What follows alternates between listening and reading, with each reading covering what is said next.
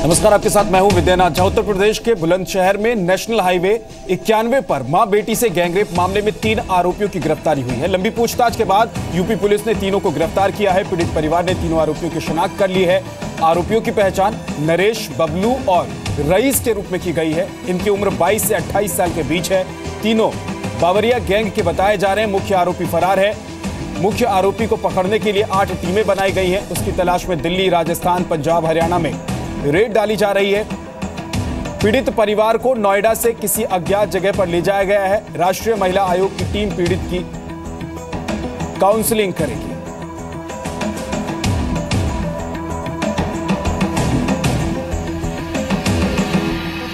BJP Bulandshahr में gangrape के मामले पर आज लोकसभा और राज्यसभा दोनों सदनों में शून्यकाल में यह मुद्दा उठाएगी। इस बीच खबर यह है कि मुख्यमंत्री अखिलेश यादव बुलंदशहर नहीं जाएंगे। केस सुलझने के बाद ही अखिलेश यादव पीड़ित परिवार से मुलाकात करेंगे।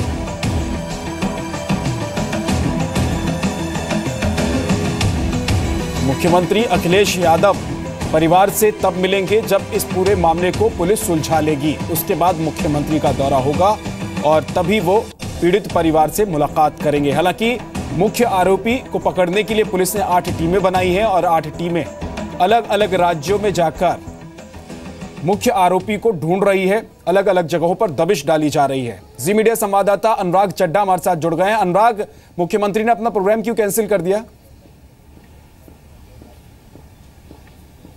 देखिए, कहीं ना कहीं मुख्यमंत्री को लगता है कि अगर वो अभी बुलंदशहर पहुंचेंगे तो विरोध का सामना करना पड़ेगा। उधर से संसद भी गर्म है। जो बुलंदशहर के सांसद भोला सिंह हैं, उन्होंने ये बात कही है कि वो इस मामले को आज पुरजोर तरीके से संसद में उठाएंगे, किस तरह की कानून व्यवस्था बुलंदशहर में। तो इसी वजह से उन्होंने लगता है कि अपना कार्यक्रम कैंसिल कर दिया। लेकिन जो उनके अधिकारी हैं, जो उनके निजी सचिव है, उनसे जब मेरी बात हुई तो उनका कहना था कि मौसम बहुत खराब है। स्टेट प्लेन के लिहाज से ये मौसम ठीक नहीं है और हेलीकॉप्टर भी इस मौसम में नहीं उतर सकता। तो इस वजह से ये प्रोग्राम कैंसिल माना जा रहा है। वहीं अगर हम पुलिस कार्रवाई की बात करें तो पुलिस कार्रवाई 3 लोगों तक जरूर पहुंची है। 3 लोगों को गिरफ्तार किया गया है। पीड़ित परिवार ने शिनाख्त कर ली उन 3 लोगों की। लेकिन सबसे अहम बात विद्या इस मामले में यह है कि जब भी कोई पुलिस किसी बड़े अपराधी को पकड़ती है या किसी बड़े केस का खुलासा करती है तो बड़े स्तर पर प्रेस कॉन्फ्रेंस भी की जाती है। लेकिन अभी तक तीनों आरोपियों को मीडिया के सामने पेश नहीं किया गया है। इसके अलावा पीड़ित परिवार की काउंसलिंग चल रही है, उनको तो वो मीडिया के सामने पेश नहीं कर सकती, ये बात समझ में आती है। लेकिन आरोपियों को तो कम से कम उनका गुनाह पुलिस को कहीं ऐसा तो नहीं लग रहा अनुराग कि अभी जिस तरह की बातें वो करेंगे, अगर उसको करने में वो बाद में सफल नहीं हुए, कामयाब नहीं हुए, तो किरकिरी हो जाएगी पुलिस की अलग से और सरकार की अलग से। जी बिल्कुल विद्या, मुझे यही लगता है कि पुलिस पूरी तरह से जो अपना मैनेजमेंट है वो नहीं कर पाई है कि किस तरीके से आरोपी की गिरफ्तारी दिखानी है, किस तरीके से इस केस को आगे बढ़ाना है। तो इसीलिए शायद डीजीपी भी अभी तैयार नहीं है मीडिया के सवालों का जवाब देने के लिए। कल जब मैंने उनसे एक क्वेश्चन पूछा कि क्या जो आरोपी उन्होंने अपना गुनाह कबूल कर लिया है, तो वो इस सवाल को टाल गए। यानी कि आरोपी अभी तक पूरी तरह से पुलिस को कहानी नहीं बता पाए हैं। तो इसलिए पुलिस की थ्योरी पर अभी विश्वास करना मुश्किल है। लेकिन डीजीपी इस बात को कह रहे हैं, तो इस वजह से हमने खबर को आगे बढ़ाया कि गिरफ्तारी पुलिस ने 3 आरोपियों की कर ली और वही हो सकते हैं। लेकिन जब तक मीडिया के सामने उन आरोपियों को नहीं लाया जाएगा तब तक ये कहना मुश्किल है कि क्या ये वही आरोपी है, क्योंकि अभी तक पीड़ित परिवार भी मीडिया के सामने नहीं आया है। अगर हम पुलिस की टीमों की बात करें तो 7 टीमें इस पूरे मामले में गठित की गई हैं। इसके अलावा एसटीएफ की टीम भी छापेमारी में लगातार बुलंदशहर पुलिस का साथ दे रही है। दिल्ली, राजस्थान और हरियाणा में छापेमारी की गई है, लेकिन अभी तक आरोपी पुलिस के हत्थे नहीं चढ़े हैं। पूरी जानकारी के लिए आपका।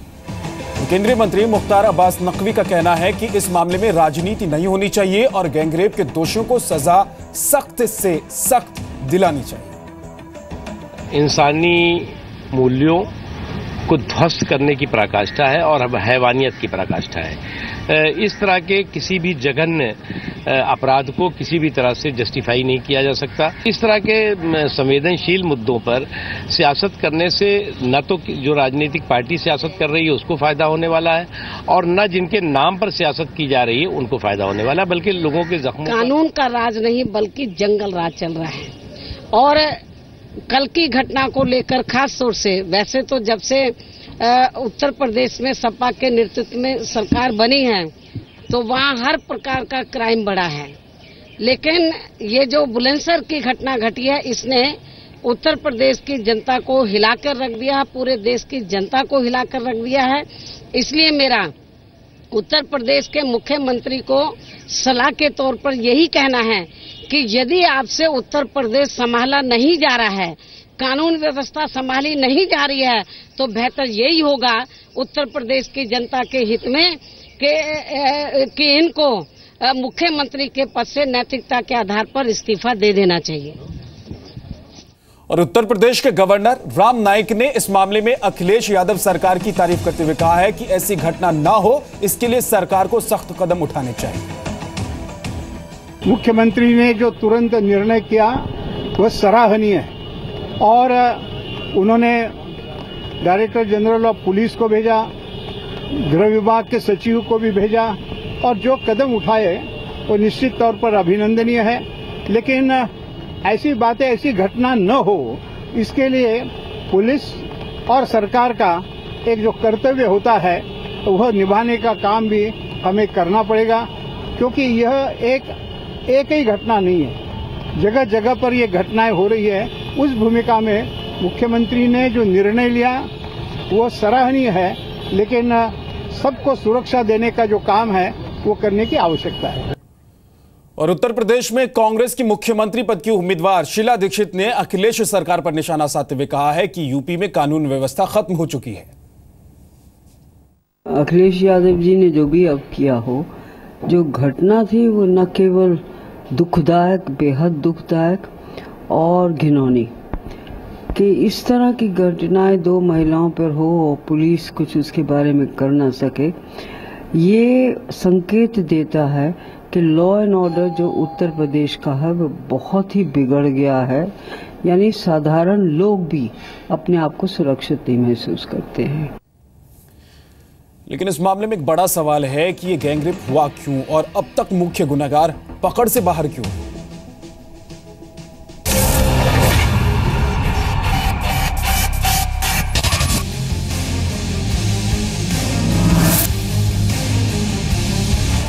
उत्तर प्रदेश के बुलंदशहर में नेशनल हाईवे 91 की इसी जगह पर शुक्रवार की आधी रात को मां बेटी से गैंगरेप हुआ। हाईवे के पास इसी खेत में गैंगरेप को अंजाम दिया गया। घटनास्थल पर सोने की चेन, लेडीज पर्स और शराब की बोतलें मिली, लेकिन ये सबूत गैंगरेप की जांच कर रही पुलिस को जरूरी नहीं लगे। यहाँ पर दरअसल जो खेत है, यहाँ पर सोने की चेन यहाँ पड़ी हुई है। निश्चित तौर पर वो जो महिलाएं थी जो बदमाशों द्वारा बंधक बनाकर इस खेत में लाई गई होगी, जब छीना झपटी हो रही होगी तो उनकी सोने की चेन टूटकर यहाँ पर गिर गई।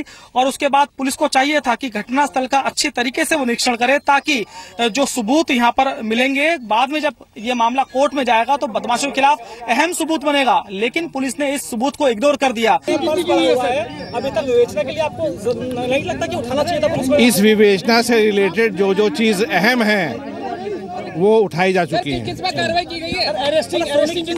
कार्रवाई मैं आपको बता रहा हूं कि जो चीज इन्वेस्टिगेशन में रेलेवेंट है वो उठाई गई है। बुलंदशहर हाईवे पर उस रात क्या क्या हुआ जब गैंगरेप हो रहा था, तब यूपी पुलिस कहां थी और क्या कर रही थी?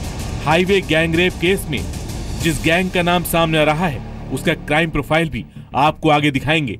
लेकिन उससे पहले देखिए तस्वीर जो उत्तर प्रदेश पुलिस को मुख्यमंत्री अखिलेश यादव के अल्टीमेटम के बाद की है। ये उन छात्रों के अभिभावक हैं जिन्हें पुलिस ने हाईवे गैंगरेप के आरोप में हिरासत में लिया है। अभिभावक अपने बच्चे की मार्कशीट दिखा रहे हैं कि वो पढ़ने वाले बच्चे हैं, कोई गुनहगार नहीं। तुम्हारे बच्चों का क्या नाम है? जी ये नाम है, हमारी वाइफ ने बताया कि पूछताछ के लिए ले जा रहे हैं। अच्छा, क्या बताया कि किस घटना के लिए पूछताछ के लिए आ रहे हैं? नहीं बताया, बिना बात के उठा लाए। अब आपको यहाँ क्या पता लगा? क्या पता लगा है आपको अभी? यहाँ पर तो अभी कुछ बता ही नहीं रहे हैं। कुछ बताया नहीं है हमारे बच्चे। अधिकारी आपसे अब क्या कह रहे हैं? कुछ तो कह रहे हैं, को तैयार नहीं करे, पूछताछ करके छोड़ देंगे। दरअसल यूपी पुलिस ने अब तक हाईवे गैंगरेप मामले में 15 लोगों को हिरासत में लिया है। मौके पर सोती रही पुलिस की कार्रवाई अखिलेश यादव अल्टीमेटम के बाद हुई। यूपी में मां बेटी की इज्जत की रक्षा करने में नाकाम पुलिस वाले सीएम अखिलेश यादव के अल्टीमेटम की इज्जत रखने में जुट गए, लेकिन गुनहगार अब तक गिरफ्त से बाहर हैं। अपने कर्तव्यों में थोड़ी सी लापरवाही बरतने और शिथिलता बरतने के लिए सीओ सिटी के खिलाफ जांच दिखाई गई है। उन अक्यूज्ड के डेरों का आइडेंटिफिकेशन हो गया है, वहां हमारी टीम चली गई है और आशा करते हैं कि जल्द से जल्द हम इसमें आपको कार्रवाई करके लाएं। मौकाए वारदात पर यूपी पुलिस के छोटे से लेकर बड़े अधिकारी तक हाजिरी लगा चुके हैं। बावजूद इसके अब तक गुनहगारों की पहचान ही हो रही है। इसमें निश्चित रूप से कहीं ना कहीं लापरवाही है। फिलहाल एसएचओ कोतवाली देहात को सस्पेंड कर दिया गया है और भी अगर कोई दोषी पाया जाएगा उसके खिलाफ भी सख्त कार्रवाई होगी। दूसरी ओर बुलंदशहर हाईवे पर स्थानीय लोग पुलिस के विरोध में प्रदर्शन कर रहे हैं। खिलाफ बुलंदशहर के लोगों का गुस्सा फूट पड़ा है। आप देख सकते हैं कि जो NH-91 है उसको लोगों ने जाम कर दिया है। देखिए ये जो घटना हुई है बड़ी शर्मनाक घटना है और ऐसे जिन्होंने वारदात की है उन्हें उठाकर चौराहे पे गोली मार दी। मीडिया ने पर्स भी ढूंढा, यहाँ पे सोने की चेन भी ढूंढी और महिला की रिंग भी ढूंढी। इससे ज्यादा दुष्कर का काम नहीं हो सकता। ये बड़े शर्म की बात है और यहाँ की जो पुलिस है बड़ी ही लापरवाह है। वो कैसे इन्वेस्टिगेशन कर रही है। बुलंदशहर गैंगरेप पर विपक्ष भी यूपी की अखिलेश सरकार पर निशाना साध रहा है। उत्तर प्रदेश की सरकार को इसका जवाब देना होगा कि आखिरकार कब तक एक बेटी की अस्मत इस तरह से लुटती रहेगी। इसके लिए उत्तर प्रदेश की सरकार जवाब दे। किस प्रकार से हमारी बहन और बेटियों उनकी अस्मिता पर आए दिन दहाड़े गुंडों के द्वारा हमला किया जाता है और सरकारें मूक दर्शक बनी रहती हैं। ये एक बहुत ही शर्मनाक घटना है जो वहां पर उत्तर प्रदेश में अखिलेश यादव के राज में हुई है। इससे ये पता चलता है कि अखिलेश यादव के राज में समाजवादी पार्टी के शासन में कोई कानून व्यवस्था नहीं है। आगे आपको दिखाएंगे वारदात की रात की पूरी कहानी और हाईवे पर सक्रिय हबूदा गैंग की हकीकत। नोएडा से शाहजहांपुर की दूरी 340 किलोमीटर की है। रात के वक्त अगर आप अपनी गाड़ी से निकलते हैं तो इस फासले को तय करने में करीब 6 घंटे का वक्त लगता है। हम आपको इस पीड़ित परिवार के बारे में ज्यादा कुछ नहीं बता सकते, लेकिन इतना समझ लीजिए कि बहुत मजबूरी में इस परिवार ने 6 घंटे के लिए उस सफर के लिए उस रात को चुना था। घर के लोग परिवार में एक बुजुर्ग के निधन के बाद पहले ही गम में थे और इस बात से बेखबर थे कि NH-91 पर एक डरावना सच इनका इंतजार कर रहा होगा।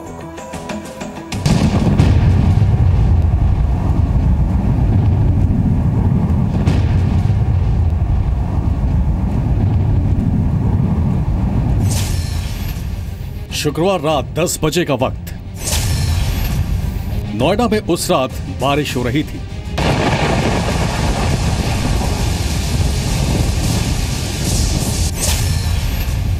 दोनों भाइयों का परिवार एक ही गाड़ी से शाहजहांपुर के लिए निकला।